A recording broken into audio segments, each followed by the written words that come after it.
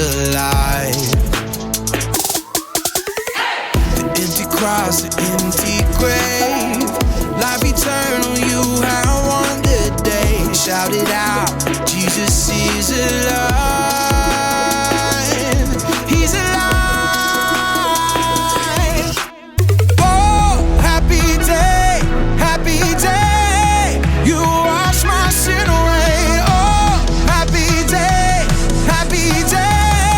I'll never be the same. Forever I'm changed. I'll never be the same. When I stand in that place, realize meeting face to face, I am yours, Jesus, you are mine. In this joy, perfect peace, earthly pain finally will cease. Celebrate, Jesus is alive. He's alive. Oh, happy day, you wash my sin away. Oh, happy day, I'll never be the same. Forever I'm changed.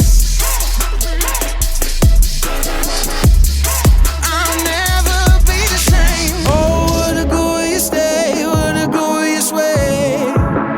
You have saved me, and oh, what a glorious day, what a glorious name. Oh, happy day, you wash my sin away. Oh, happy day, I'll never be the same. Forever I'm changed. I'll never be the same.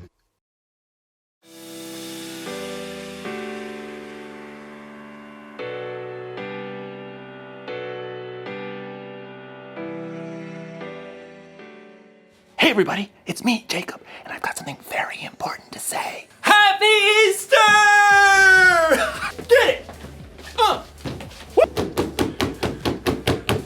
Easter is one of my favorite days of the year because one, jelly beans. And most importantly, God pulled off the biggest miracle in history, and he showed the world how to make peace. Peace is proving you care more about each other than winning an argument. And on Easter, we celebrate how God made peace with us. They should call it Peaster. Or maybe not. Anyway, you're probably thinking, why would God need to make peace with me? I mean, we're not in an argument. Well, that's a long story. A really long story. To answer that, you have to go all the way back to the beginning. It's like this. People, you get it? People, beep, beep, beep, beep, beep, beep, beep, beep. People were really close to God. And then something happened, something bad. And it separated God from the people. God's friendship with us was broken, and something had to be done. But don't worry, God had a plan, and you'll find out all about God's plan in today's story, the greatest story ever told. The story of Easter! Woo! Yeah, Easter! Yeah, Easter! Jelly beans! God's plan!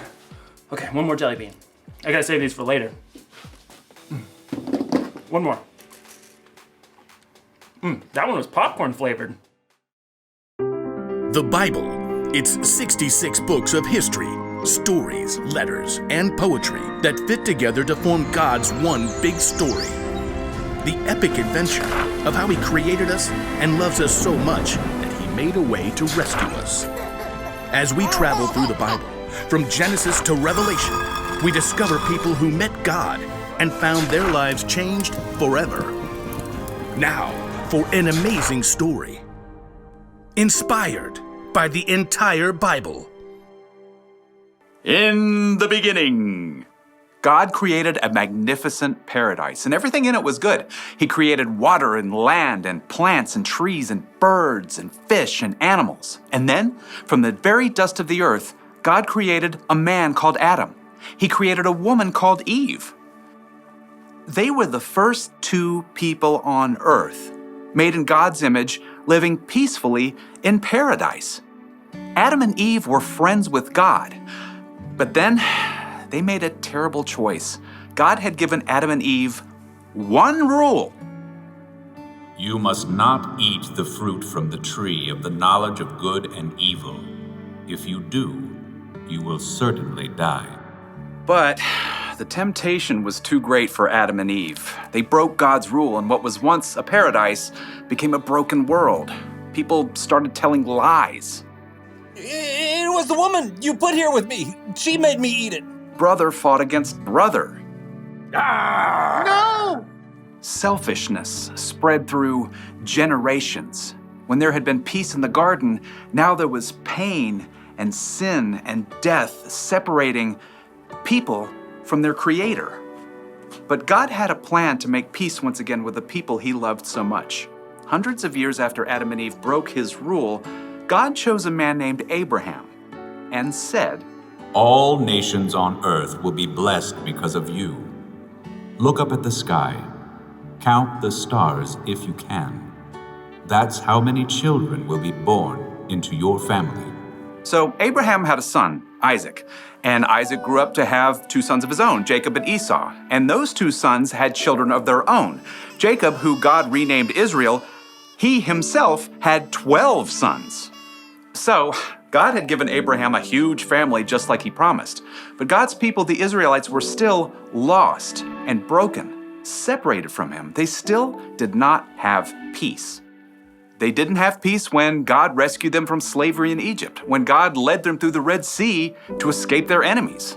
Okay, great. But what are we supposed to eat out here in the desert? Sand? The nation of Israel didn't have peace when God gave them a new law. These commandments are hard. We want a king like all the other nations. They didn't even get peace when God gave them a king. The king's laws are no fair. We want a new God, like all the other nations. Nope, nothing gave God's people lasting peace. They were still lost and broken and separated from God for thousands of years. But God had not forgotten the promise He made to Abraham. All nations on earth will be blessed because of you. God still had a plan to show the people just how much He cared for them. He knew this broken world would never be able to rescue itself, so God made a way. God sent His Son, Jesus, to bring peace on earth once and for all. Jesus grew up, and He taught people love and compassion, forgiveness and grace. He healed the sick and befriended the outcasts. He saw what was wrong and made it right. He loved the world and its people so deeply, He gave His life on a cross to pay for the sins of the whole world. Father, forgive them. They don't know what they're doing. In Colossians, the Apostle Paul tells us God made peace through Christ's blood, through His death on the cross. When Jesus chose to give up His life, He paid the cost of every sin ever committed and every sin that had yet to be committed. People no longer had to be separated from God. But in the 3 dark days immediately following Jesus' death, His followers didn't understand all of that yet. They huddled in the dark, afraid that they too might be arrested or even killed. Who's there? Early on the morning of the 3rd day, Mary Magdalene arrived at the home where the disciples were staying. They have taken the Lord out of the tomb. We don't know where they have put Him. The disciples stared at each other in shock. Then, Peter and John lunged for the door. They raced each other all the way back to the tomb where Jesus had been placed. The tomb really is empty. There are the linen cloths they wrapped Him in. Peter and John returned home, still uncertain and confused. And Mary Magdalene, who had followed them, stayed behind in the garden. And as she wept, she noticed a man standing nearby. And at first, she thought he was the gardener. Sir, did you carry Jesus away? Tell me where you put Him. Mary. The instant the man spoke, Mary Magdalene knew immediately who he was. It was Jesus, alive again. Teacher! Overjoyed, Mary returned to the disciples to share the incredible news. I have seen the Lord! It was true. Jesus had come back from the dead. He's more powerful than sin, more powerful than death. And through him, we can have peace with God and work toward peace with others as God intended from the very beginning.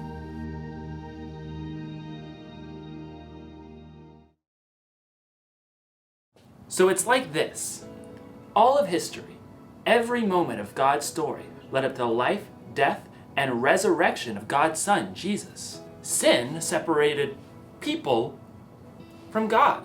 That was a problem that we couldn't fix. So God sent his Son, Jesus. And after Jesus' death, he beat sin.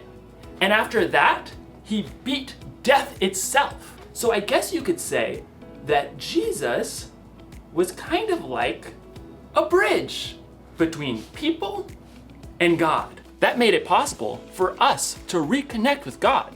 The Apostle Paul once wrote, "God was pleased to bring all things back to himself. God made peace through Christ's blood by his death on the cross. Because of Jesus, we can be close to God again. We're at peace. Jesus is alive, and he's made a bridge that will last forever." So, here's the one thing to remember today. God made peace with us. Remember that this Easter. Remember that every day. Really think about what Jesus did for you and tell God how grateful you are, and don't just keep it to yourself either. Share the peace of God with others by telling them about Jesus or by loving them like Jesus loves us. I'll see you next time.